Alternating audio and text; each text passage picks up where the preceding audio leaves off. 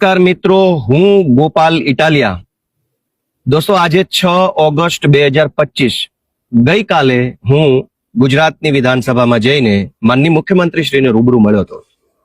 મારે આજે અત્યંત દુઃખ સાથે આપ સૌને એક વાત જણાવી છે. આપણને પીડા થાય, આઘાત લાગે, એમ થાય કે શું માણસમાં સમજણ નહીં હોય કે સમજવા માંગતા નહીં હોય.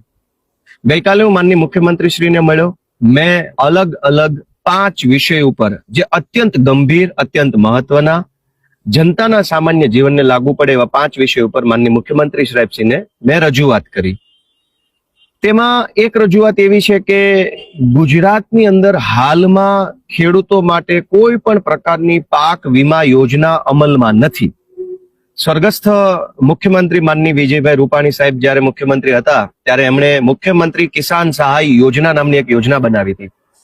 આ યોજનામાં એમણે એવું જાહેર કર્યું હતું કે